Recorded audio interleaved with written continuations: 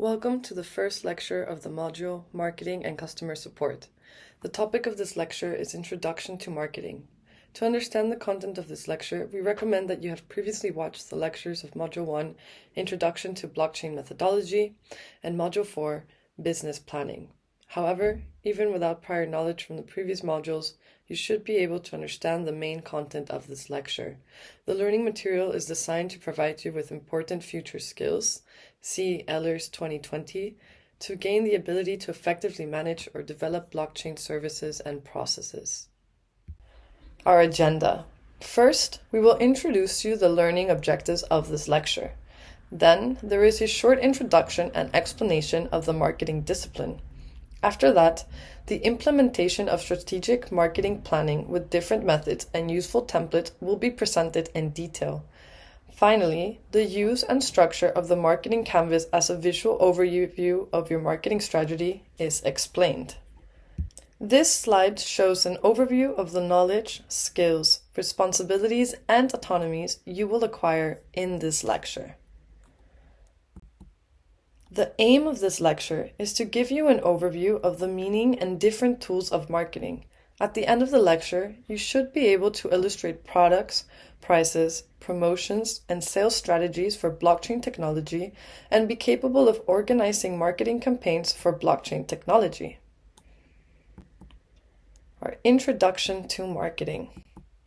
What is marketing? Marketing is a separate discipline in business administration and is defined as the activities, institutions, and processes for creating, communicating, providing, and exchanging offers that have value for customers, clients, partners, and the society as a whole. Market segmentation. This division into customer groups should make it possible to largely adapt their specific needs, if possible in differentiation from the competition, and to develop tailor-made influencing strategies. The way of seeing and acting outlined here, which is characteristic of marketing, is called market segmentation. The aspect of orientation towards specific customer groups associated with market segmentation leads to the behavioral orientation of marketing. To inform these groups, segments, the use of economic characteristics, income of consumers, turnover of companies, etc., is often not sufficient. In the case of consumers, it is obvious that economic, psychological, and sociological factors interact with many purchase decisions, according to which customer segments are divided. In many companies, a large part of the information activities is carried out by a market research department or outsourced to external market research institutes. It should be emphasized here that market research not only creates the conditions for adapting the company to market conditions, it also plays a central role in finding ways to influence market conditions and testing them. In this respect, one can speak of a key position of market research for many areas of marketing. The combination of coordinated marketing measures for a specific product and a specific market is called the marketing mix. Another characteristic of marketing is its orientation towards innovation. The orientation of the company's service program to the more or less rapidly changing customer wishes has the consequence that new products have to be introduced correspondingly frequently or new sub-markets have to be worked on. In addition, innovations in products, product features, advertising, etc. are important means of distinguishing oneself from competitors and attracting the attention of potential customers. The importance of brands relates primarily to the consumer goods sector. For customers, brands are important to identify the manufacturer of a product. They associate brands with the promise of performance and quality. In the long run, brands can be an important reason for purchase decisions. It is important to show consistency in your brand management. At the end of this section, the last characteristic to be highlighted is the rather medium to long-term planning horizon of marketing. At the beginning, there is a careful analysis of the sales markets, followed by, for example, the development of suitable products and then perhaps the market launch. Sometimes years can pass between the idea for a new product and its successful implementation on the market. The typical goal of marketing is therefore to secure or open up sales markets in the long term through medium and long-term measures, such as product development, setting up a sales organization, advertising, etc.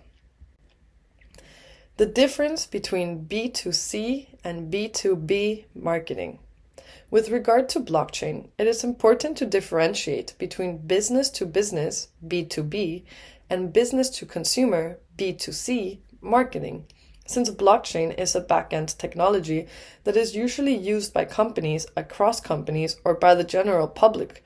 It is a product that is primarily interesting for the B2B sector. Marketing for B2B and B2C focuses on different characteristics. B2B marketing tends to focus on vertical sectors such as energy, materials, industries, and healthcare. The company thus addresses an industry and industry-specific needs. Furthermore, the size of the targeted company is decisive for the communication strategy as well as the market maturity. In other words, whether the market is already developing or is in the process of developing.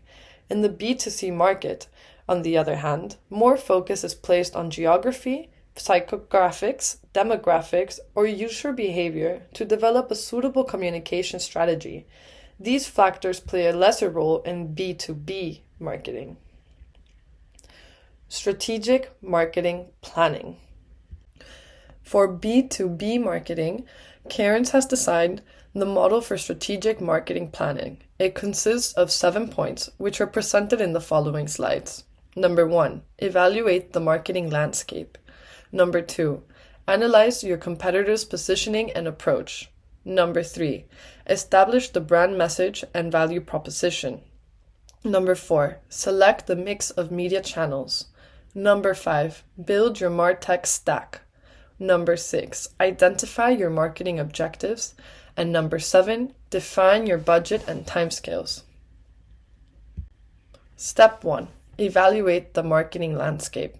For evaluating the marketing landscape, we need to get an overview of the company's current product and marketing activities.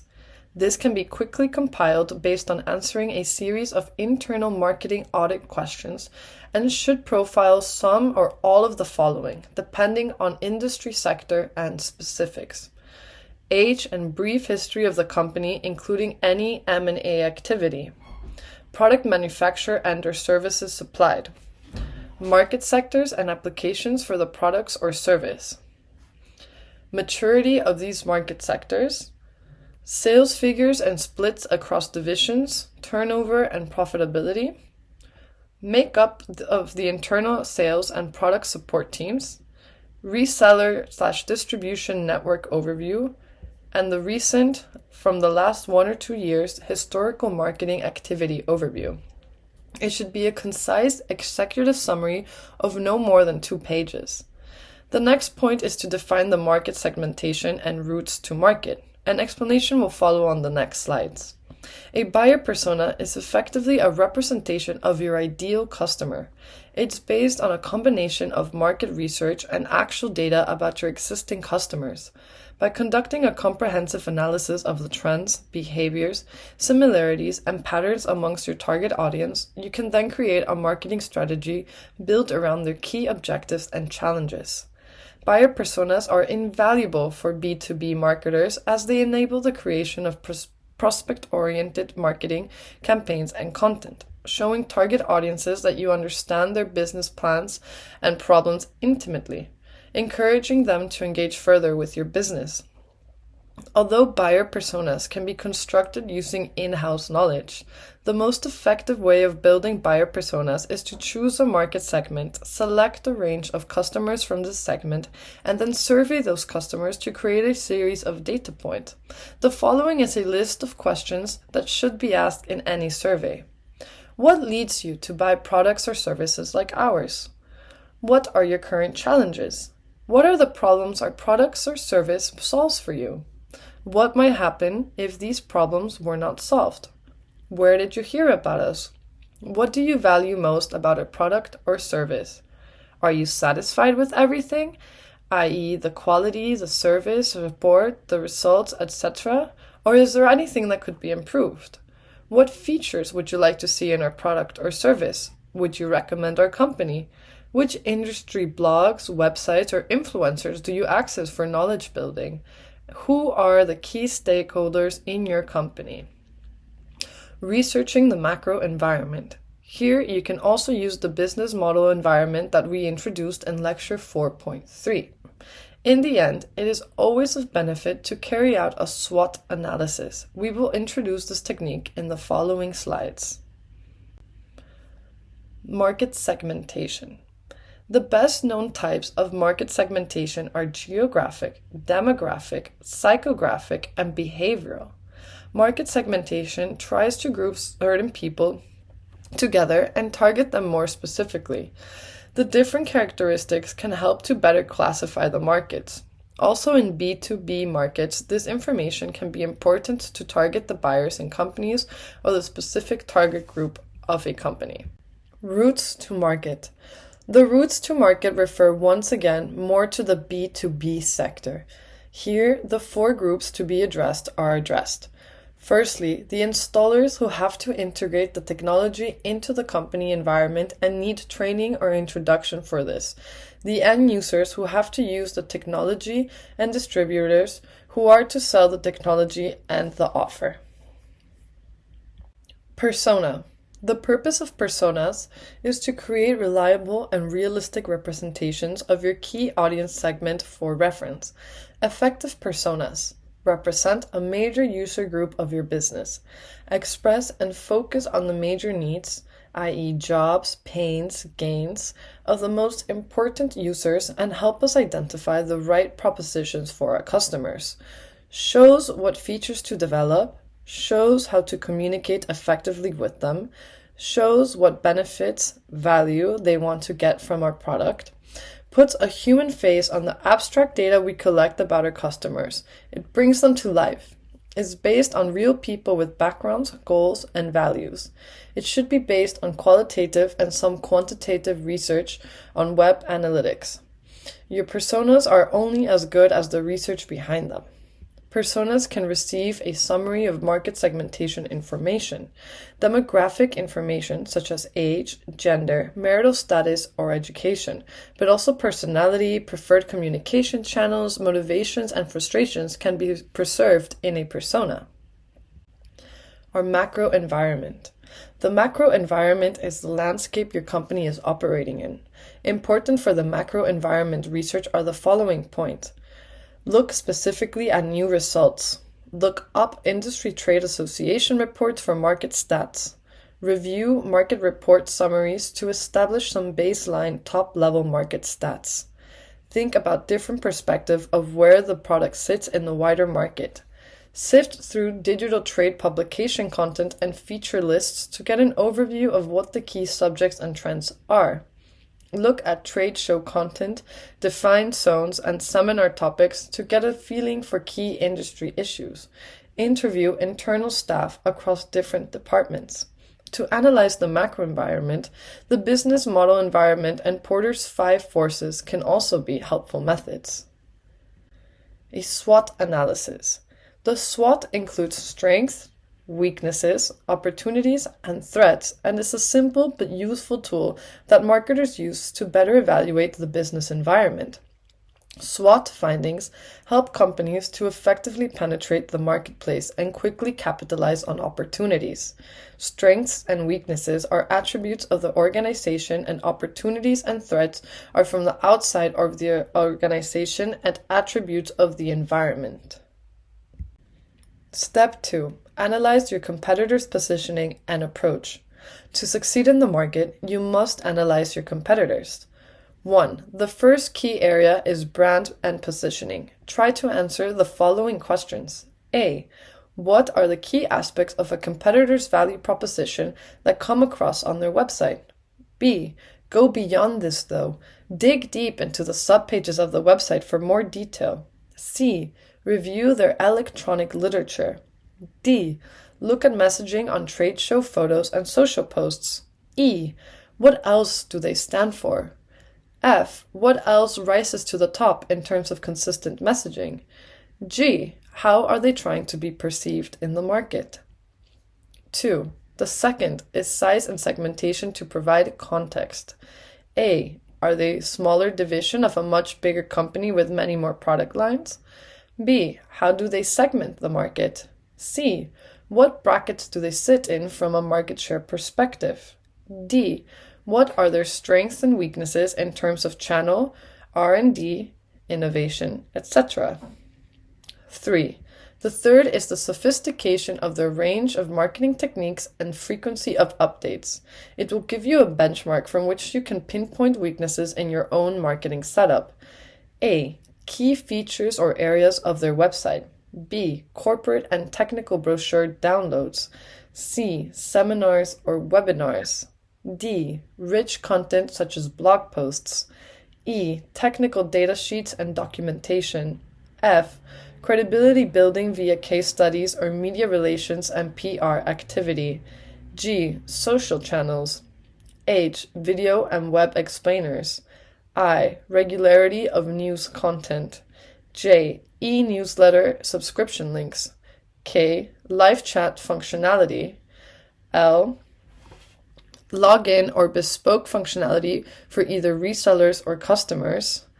M. List of trade shows at which they are exhibiting. 4.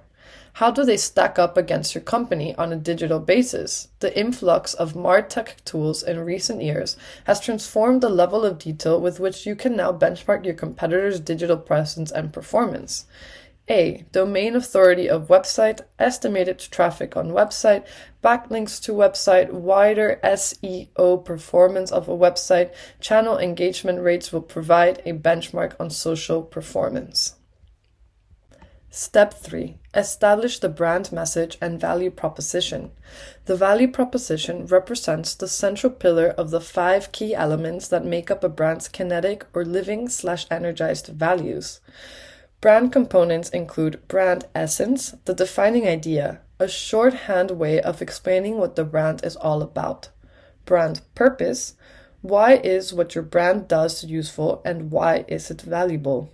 Brand value proposition, the value and benefit your brand brings to its customers. Brand personality, why is your brand like to work with and what is its style of delivery? Brand principles, what are the company values and what drives the culture? The added value of blockchain. In relation to blockchain, it is important to understand which advantages blockchain's technology bring with it, which should be highlighted in any marketing strategy. 1. Distributed architecture without intermediaries. Centralized systems create efficient rules and structures as well as hierarchies in a network and at the same time avoid duplication of work.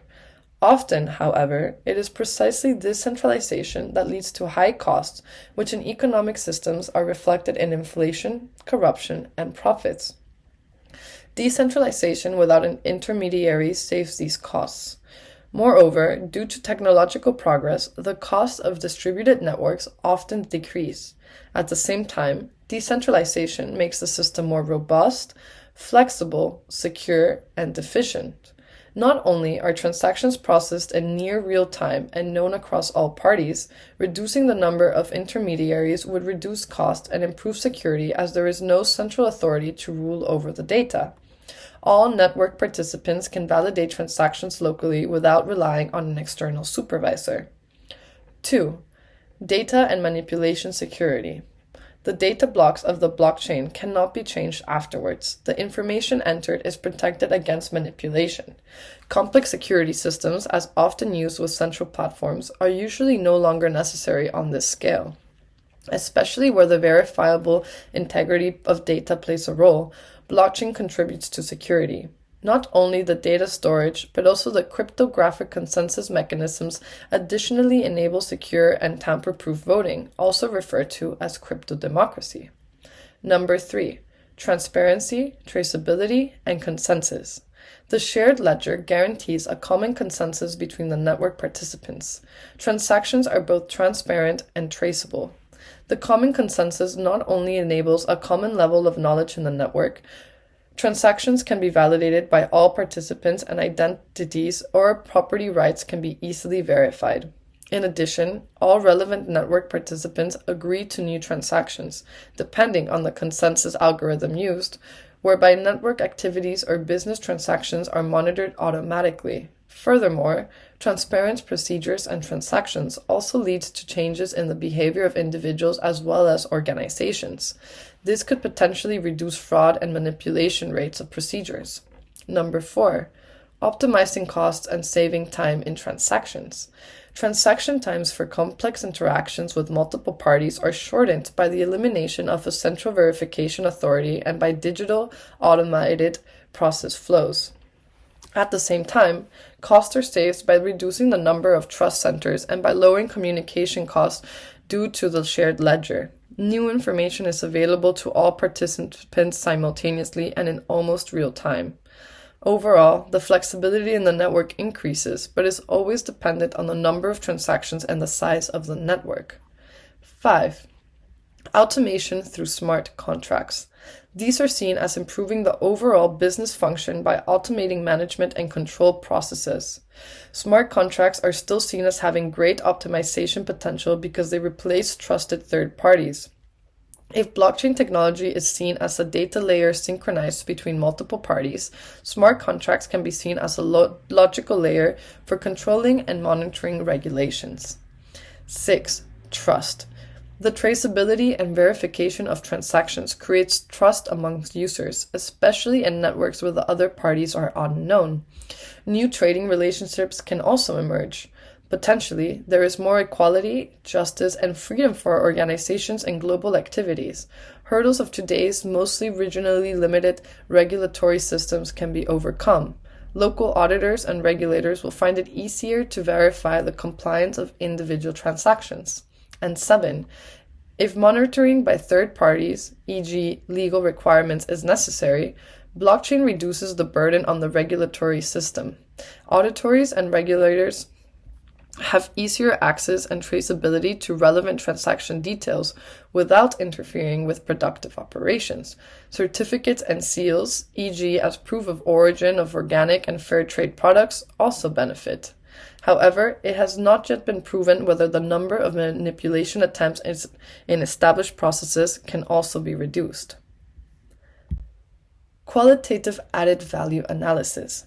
The potential of blockchain technology for a specific use case can be determined by comparing the current business network with the future network based on blockchain.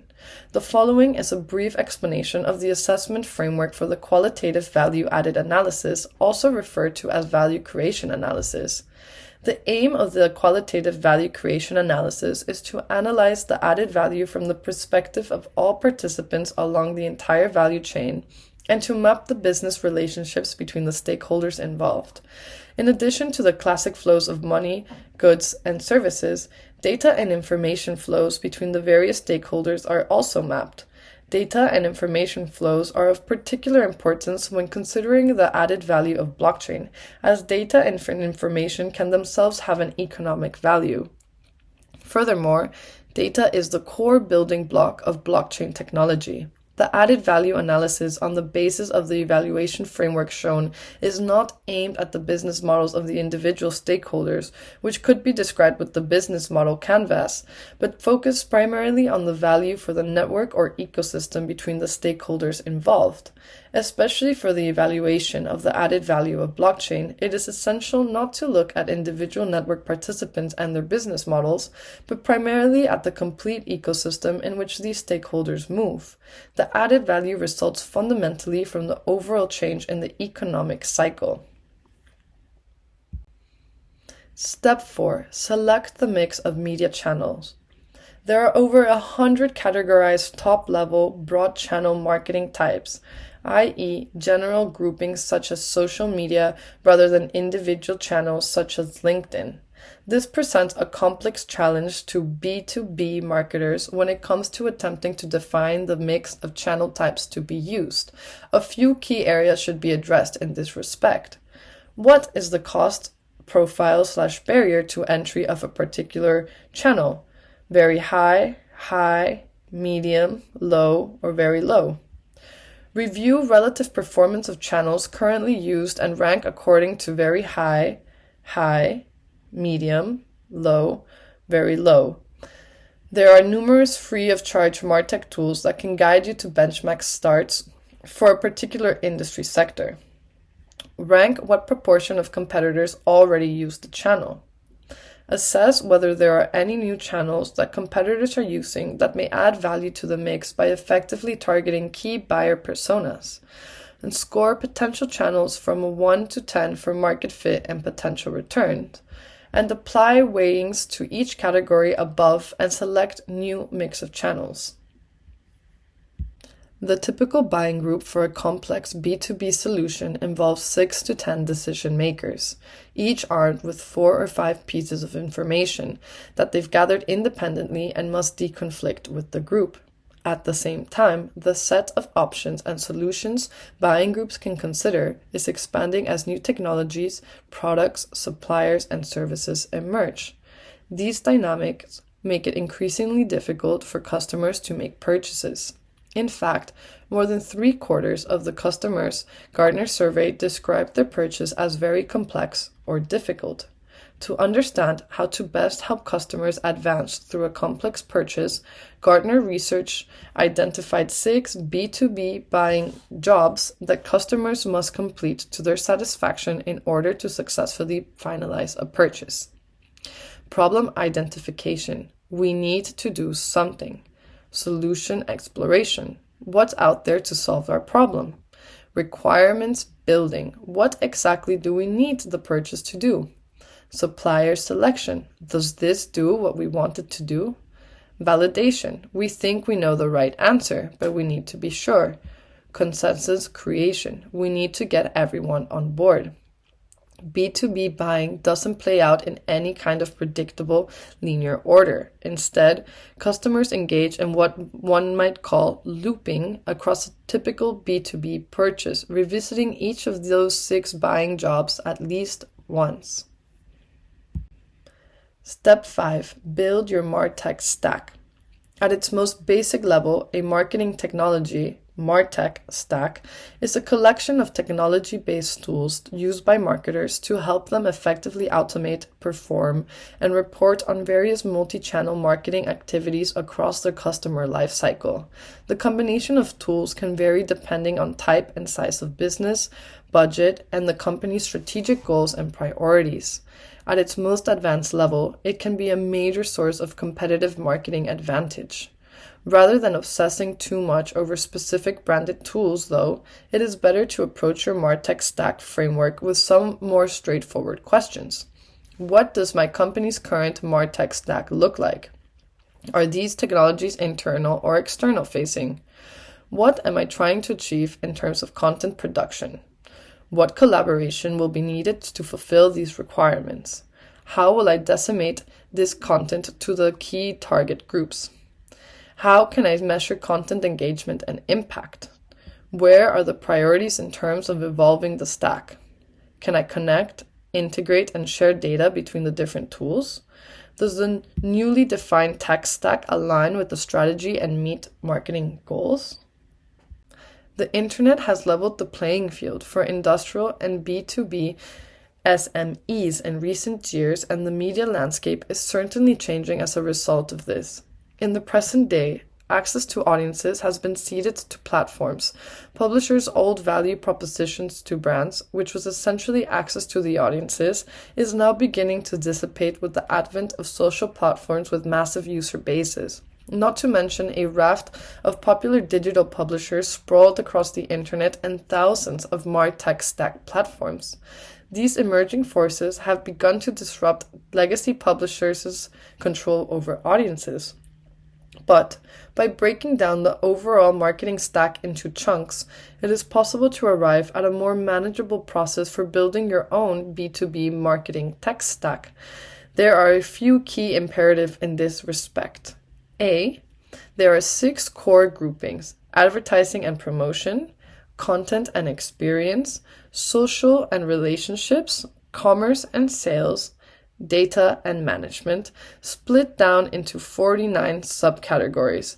Many will not be required at all, so refine the list down to those areas that you are sure will be applicable. B. Do not be afraid of a trial and error process to your evolving tech stack.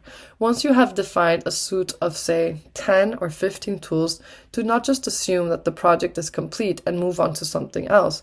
Revisit, reevaluate, and consistently test and swap new tools in and out to refine your suite of tools in the most agile, smart, connected, and efficient tech stack possible. C. Consider how your tech stack can be angled and tailored in a way that provides better personalized content for your prospects and customers. Step 6. Identify your marketing objectives.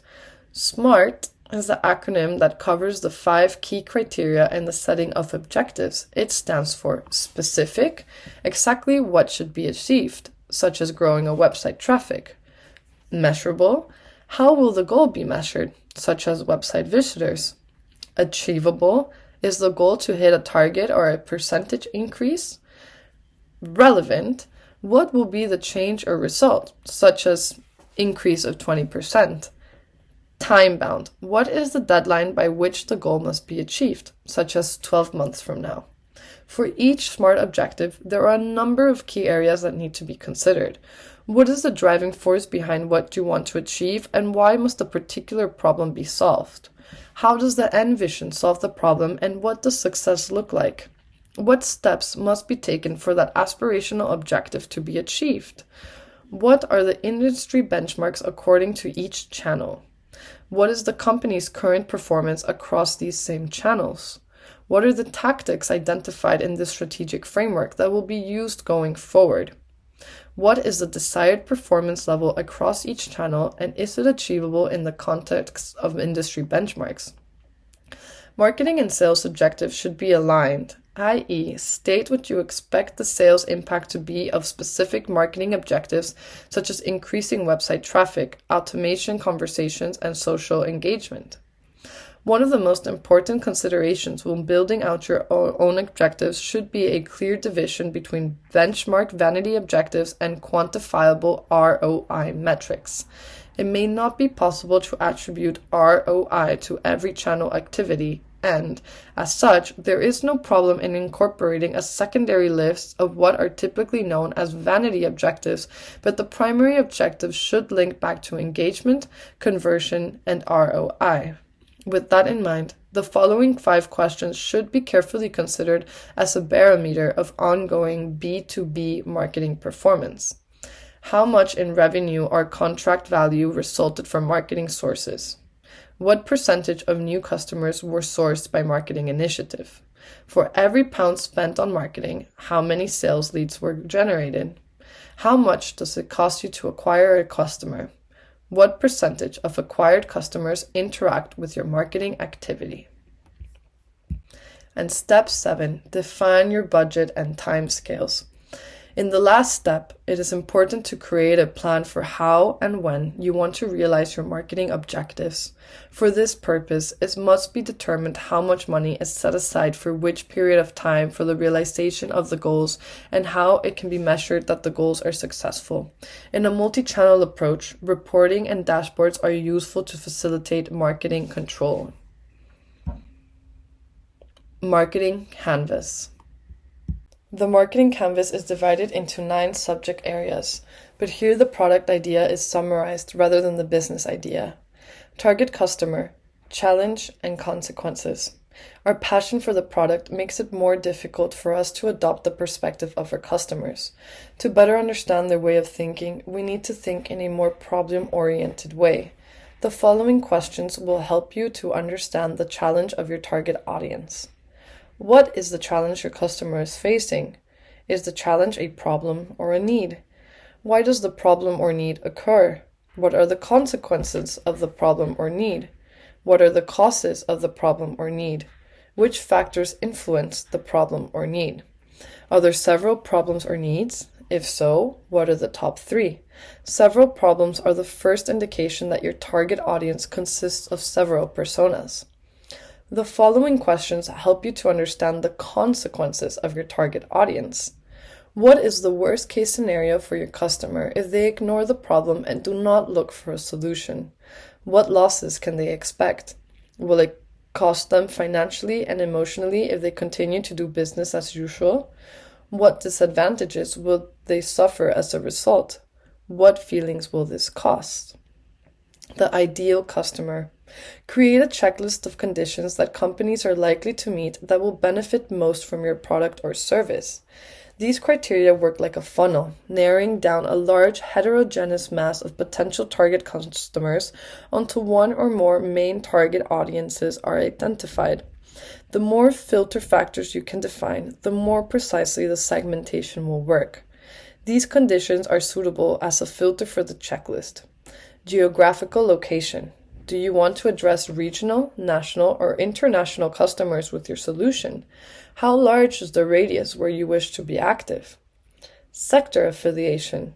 Would you rather work with companies from industry, trade, commerce, or service sectors? Are there several industries that you consider relevant? Company phase. Are you target customers, startups, or established traditional companies with a history going back many years? Number of employees. How many employees does your preferred customer employ? From your perspective, what size of staff makes a company too large or too small to be regarded as preferred customers? Starting points. What is special about the starting point that your target customers share? Are you able to identify some characteristics? Targets. What are your target customers' goals? Contact person. Who do you think could be the key contacts on the customer side? What socio-demographic characteristics, gender, age, education, professional situation, describe these contacts? The identification of suitable contacts is the starting point for the personas that will be defined later in the process. Additional conditions. Try to identify 3 to 5 further filter factors based on the fields the challenge and the consequence. The promise. While in the field the consequence, you have identified the scenarios that can occur if your target customers ignore your problem. Here, you develop the counter proposition in the field the promise. Again, you look to the future, but this time you describe realistically how the life of your target audience will change as soon as they start working with your solution. Prepare 3 to 5 promises with your solution, but do not exceed this mark. If you use too many arguments, the danger increases that you will highlight product features that are of no interest to the target customer. What do they want and need? What added value can they expect when they choose your solution? The added value must meet the needs of the customer and is directly related to the field, the target customer. It also builds directly upon the findings of alternative solutions, because here we must also refer to the features that distinguish our products from those of our competitors. The better we know our customers and their needs, the more precisely we can define the added value. Why will your target customers be happier and more satisfied with your solution? Can you provide credible data to prove that your solution works and has already helped other customers to succeed? Is the information correct and verifiable? Do not use facts you cannot verify or you risk credibility. Emotion. Make a direct link to the losses that customers will avoid because of your solution. How will they feel when you have solved the problem with your solution? What emotional benefits are associated with your solution? Vision. Activate the imagination of your target customers and show them new ways you could help them in future which they have not yet considered. What other positive effects, realistic changes, and possibilities are possible when your target customers start using your solution? Unfair advantage. These questions will help you identify your unfair advantage. Why can you help your target customers in a better way than your competitors? How do you differ from your main competitor? What is unique about your personal story? What values do you stand for? What is important to you? Where does your experience come from, and how exactly do you leverage that experience? Can you achieve extra added value or an exclusive benefit for your target customers? Why are you an expert in your field? What extraordinary talents does your team have? What does your network look like? Do you create a special synergy with your partners? The status quo. 1. Assess your situation accurately and record all means and resources available to you. What does your initial position look like? What skills have you already acquired? Knowledge, experience, certificates, and whatever comes to mind. What resources or assets are available that will help you create content? 2. Identify all possible difficulties that you expect later in the process. What problems do you have to take into account? What decisions do you still have to make? What hurdles can you identify? Which technical or economic trends influence your target customers or your competitors? Which legal regulations could impact your solution in the future? Are there other uncertain factors that could play a role in the future? Minimize the potential risks by filling the most critical gaps that you have identified. What is still missing on the way to the goal? Do you need additional resources? Which tasks have to be completed before a further step is possible? The goal. Questions about the result. What would you like to achieve or create by the end of the project? Formulate the results as clear, simple, and figurative as possible and schedule a time frame for achieving the goal. Why do you want to achieve this result? A strong why is a motivator that will give you the strength to carry on even when you have setbacks. Questions about the procedure. How will you achieve the result? Think about which specific milestones and sub-goals are necessary to achieve the goal. What are your priorities? In what order should the steps be completed? Always start with the steps that promise the most considerable progress. What do you want to achieve by when? How much time do you need for each milestone? Allow time for the unpredictable and stay flexible. Who should be involved in the project? What tasks and responsibilities must be handled by each team member? What went well and what can be improved? What key factors can you measure to determine if you have reached the individual milestones or the goal? Precisely formulate goals will give you orientation in unclear situations. Whenever you make decisions, ask yourself these 2 questions and your goal will provide you with the answer. Does this decision bring me closer to my goal? Does this decision put my goal in jeopardy? In the 4th field of the marketing canvas, you are now describing your solution or solution process. The simpler and more recipient-oriented your approach is, the higher the chance that you will spark the interest of your customers. In the marketing canvas, field number 4 is directly next to the field the consequence, and both fields form a direct line to the field the problem. This arrangement is no coincidence as it should help you to see that all 3 boxes are directly related to each other. You now understand the challenge your target audience is facing, as well as the consequences if they continue to ignore their problem. With that in mind, you are now able to explain how you will solve the problem and protect them from the negative consequences. It does not matter if your solution is a service, a product, a technology, or a combination of these elements. It is always a process that you go through with your target customers. Now identify the specific step-by-step process that your customers have to go through and explain to them what information and activities are necessary to achieve the desired result. Your target customers should be able to comprehend exactly how you both will work together. Try to appropriate descriptions that make your target audience understand that each step is both effortless and important, because there are no redundant steps. Ideally, you will be able to overcome all reservations at a very early stage, because your target audience will perceive the path ahead as clear, realistic, and desirable. Attention! Do not get lost in detail in the marketing canvas when describing the process. You only need to explain the steps that are relevant for your target audience. The transfer of knowledge will only succeed if you reformulate essential aspects of each process step into easily understandable, short core messages. Describe your solution process. How many steps are necessary to explain how your solution works? What unique benefits are there in each phase?